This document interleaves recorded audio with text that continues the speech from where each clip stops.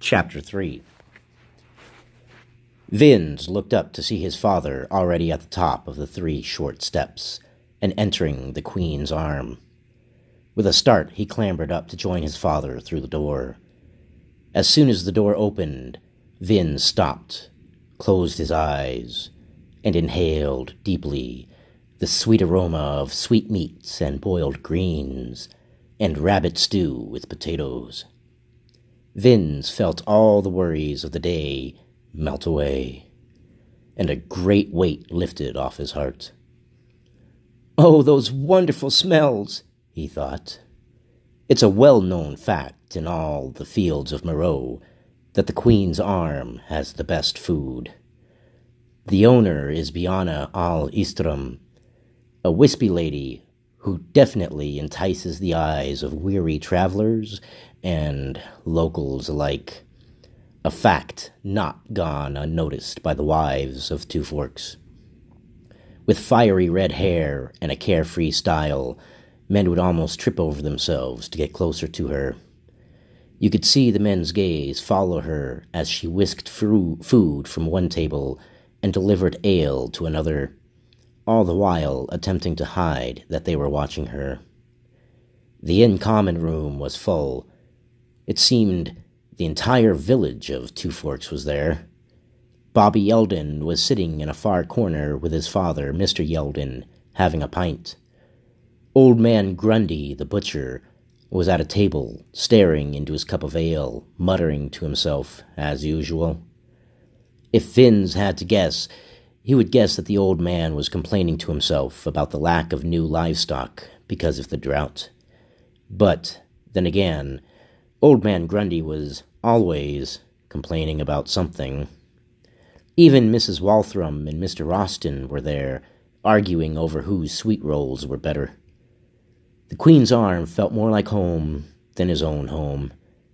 The heat from the large river rock fireplace against the wall seemed to warm him to the bone. In front of the fireplace stood a tall, lanky man, wearing clothing that seemed like it was made more of multicolored patches than from cloth. He was strumming his lute, the melodic tune raising and lowering. He was singing the ballad of King Traus, the King of Tears.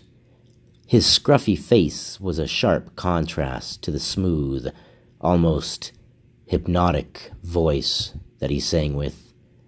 With a scruffy, graying beard and dark, almost sad eyes that seemed like they were always squinting, Vinz couldn't help but marvel at the beautiful voice that uttered from this man. With a smile and excitement, Vinz looked at his father, the excitement quickly replaced with concern and perplexity. His father stood affixed by the door, staring intently at something, a suspicious and cautious look on his face. Vinz followed his father's gaze to the corner of the inn.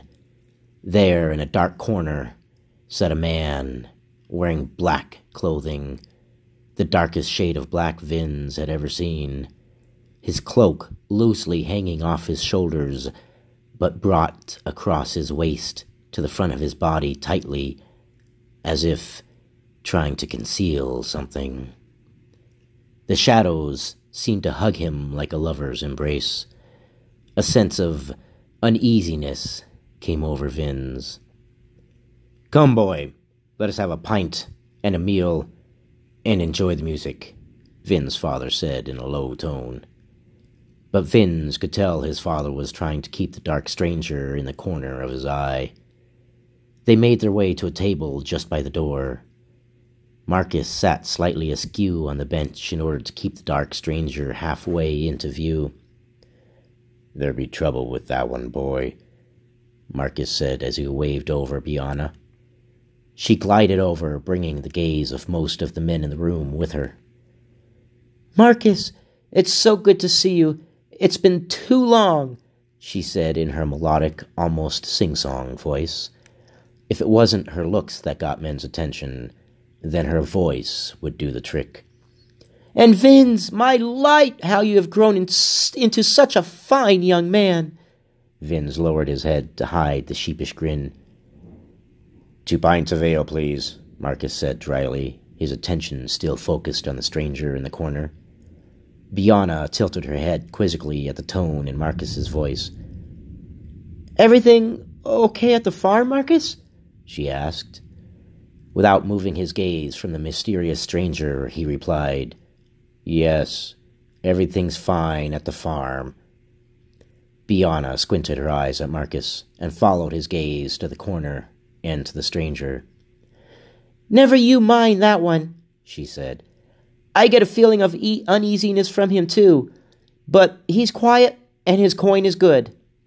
Marcus nodded his head slowly in reply. "I'm gonna sit here and enjoy the music and the food," Vinz thought to himself. "Whoever that stranger is, he can go to the Blightlands as far as I'm concerned." Vinz turned his full attention to the bard. He was now singing the Comedy of the Ages, his voice raising and lowering in time with the lute. It was a funny song that Vinz had only heard once before, many years ago. "And on her dress the maiden did trip, hit her head and made her nose drip," sang the bard, chuckles rising from the patrons. "Oh, light, it feels good to hear music again," Vinz thought. The bard finished his song and gave the most graceful, full-body bow Vinz had ever seen. The inn erupted in clapping and laughter.